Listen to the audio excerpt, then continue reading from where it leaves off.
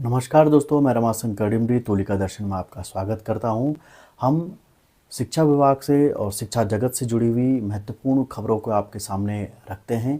तो अगर आप भी शिक्षा विभाग से या शिक्षा जगत से जुड़ी हुई जानकारियों में रुचि रखते हैं तो हमारे चैनल को सब्सक्राइब करना ना भूलिएगा।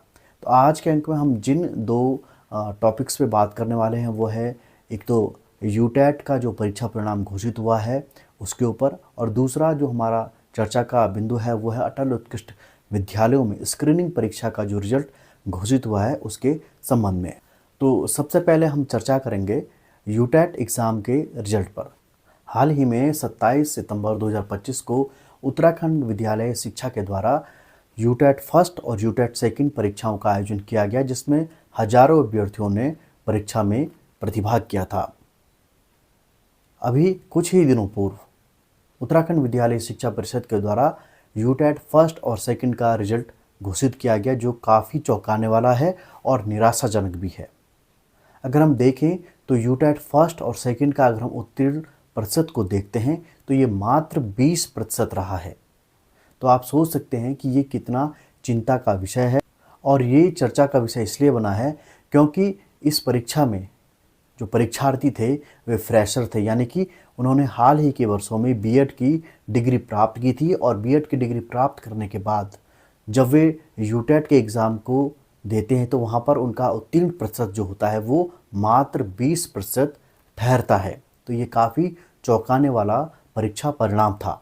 तो ये उन फ्रेशर्स के लिए भी चिंता का विषय है जो शिक्षा जगत में अपना भविष्य देखते हैं, और उन शिक्षकों को भी ये चिंता सताने लगी है जिनके सिर पर टीईटी की तलवार लटक रही है। हाल ही के दिनों में सुप्रीम कोर्ट ने टीईटी की अनिवार्यता पर जो अपना फैसला सुनाया है उसके बाद से काफ़ी सारे शिक्षक इस परेशानी से जूझ रहे हैं कि वे टीईटी का एग्ज़ाम किस प्रकार देंगे, और इस रिज़ल्ट को देखने के बाद वे काफ़ी सोच में पड़ गए हैं कि जब फ्रेशर्स ही इस परीक्षा को उत्तीर्ण नहीं कर पा रहा है तो वे शिक्षक जो कई वर्षों से अध्यापन कार्य कर रहे हैं और बीएड के पाठ्यक्रम से वे काफ़ी दूर हो चुके हैं, तो वो अब किस प्रकार इस परीक्षा को क्वालिफाई कर पाएंगे।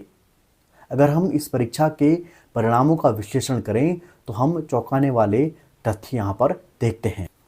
जहाँ यूटेट फर्स्ट में पंजीकृत अभ्यर्थियों की संख्या 14,595 रही है, वहीं परीक्षा में सम्मिलित होने वाले अभ्यर्थियों की संख्या 11,949 थी। इसमें कुल उत्तीर्ण अभ्यर्थी जो रहे हैं वो 4,564 रहे हैं, और अगर हम यूटेट फर्स्ट का उत्तीर्ण प्रतिशत देखें तो ये 38.20 रहता है। वहीं यूटेट सेकंड में 24,517 परीक्षार्थी जो हैं पंजीकृत होते हैं, उनमें से जो सम्मिलित होने वाले अभ्यर्थी हैं वे हैं 20,803, और कुल उत्तीर्ण अभ्यर्थी जो रहे हैं 4,153। तो आप देख सकते हैं कि पंजीकृत होते हैं 24,000 और उत्तीर्ण होते हैं 4,000। तो इसका जो यूटेट सेकंड का अगर हम उत्तीर्ण प्रतिशत देखते हैं तो ये रहता है 19.96। तो आप देख सकते हैं कि हम इस परीक्षा परिणाम को निराशाजनक क्यों कह रहे हैं, क्योंकि जब फ्रेशर्स का उत्तीर्ण प्रतिशत ही 20% यहाँ पर देखा गया तो उन शिक्षकों का प्रतिशत कितना हो सकता है जो अब पढ़ाई से दूर हो चुके हैं। काफ़ी सारे प्रश्न भी यहाँ पर उठ रहे हैं कि क्या विश्वविद्यालयों में पढ़ाए जाने वाले बीएड का पाठ्यक्रम और यूटेट या टीईटी में पूछे जाने वाले जो प्रश्न हैं उनका पाठ्यक्रम क्या अलग अलग होता है। वे क्या टॉपिक्स से प्रश्न पूछे जाते हैं जिनके कारण अभ्यर्थी क्वालिफाई नहीं कर पा रहे हैं। दूसरा प्रश्न ये भी उठ रहा है कि क्या बीएड की डिग्री मात्र औपचारिकता रह गई है, जिसे सिर्फ अभ्यर्थी एक पास करना अपना मुख्य ध्येय समझता है, और कहीं ना कहीं बीएड के जो पाठ्यक्रम है उनको वो ठीक से नहीं समझता, जिसका दुष्परिणाम हमें टीईटी के एग्ज़ाम में देखने को मिलता है। हमारा चर्चा का दूसरा बिंदु है अटल उत्कृष्ट विद्यालय की जो स्क्रीनिंग परीक्षा है उससे संबंधित।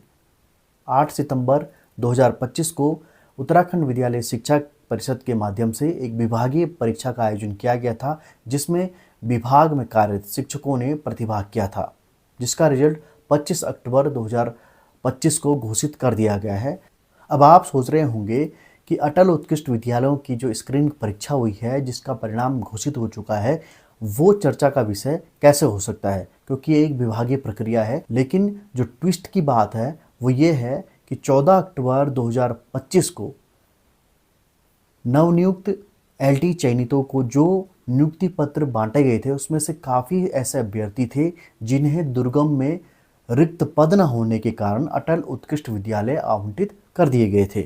और उसी दिन मंच से माननीय शिक्षा मंत्री जी द्वारा ये कहा गया था कि कुछ अभ्यर्थियों के लिए दुर्गम में पद रिक्त न होने के कारण इन्हें अटल उत्कृष्ट विद्यालयों में रिक्त पदों पर कुछ समय के लिए ही नियुक्ति दी जा रही है। बाद में पद रिक्त होते ही इन्हें अन्य विद्यालयों में समायोजित कर दिया जाएगा। तो अब देखना होगा कि 25 अक्टूबर 2025 को अटल उत्कृष्ट विद्यालयों की जो स्क्रीनिंग परीक्षा का रिजल्ट आया है उसकी अब काउंसलिंग कब की जाती है, क्योंकि उस पत्र में साफ लिखा गया है कि महानिदेशक जो है काउंसलिंग की एक डेट तय करेंगे और उसको पृथक से अवगत कराया जाएगा कि अटल उत्कृष्ट विद्यालयों के लिए काउंसलिंग की तिथि कब घोषित होगी। अब देखना होगा कि कितने ऐसे नवनियुक्त शिक्षक हैं जिन्हें प्रथम नियुक्ति में ही अटल उत्कृष्ट विद्यालय आवंटित किए गए थे और काउंसलिंग के बाद ऐसे कितने शिक्षक इससे प्रभावित होंगे जिन्हें वापस अन्यत्र विद्यालयों में समायोजित किया जाएगा। तो आज के अंक में इतना ही था और हमने आज के अंक में जाना कि किस प्रकार यूटेट का रिजल्ट निराशाजनक रहा है और दूसरी तरफ अटल उत्कृष्ट विद्यालयों की स्क्रीनिंग परीक्षा के रिजल्ट के बाद काउंसलिंग होने के बाद क्या स्थिति हमें देखने को मिलती है कि नवनियुक्त जो एलटी शिक्षक जिनको अटल उत्कृष्ट में नियुक्ति प्रदान की गई है वो प्रभावित होते हैं या नहीं। अगर आप हमारे साथ में नहीं जुड़े हैं तो हमारे चैनल को सब्सक्राइब कीजिएगा, क्योंकि शिक्षा जगत से जुड़े इसी प्रकार के हम वीडियोस आपके लिए लाते रहते हैं ताकि आपको प्रकरणों की सही जानकारियाँ उपलब्ध हो सकें। तो आज के अंक में इतना ही, मिलते हैं अगले अंक में, तब तक के लिए दीजिए मुझे इजाज़त। नमस्कार।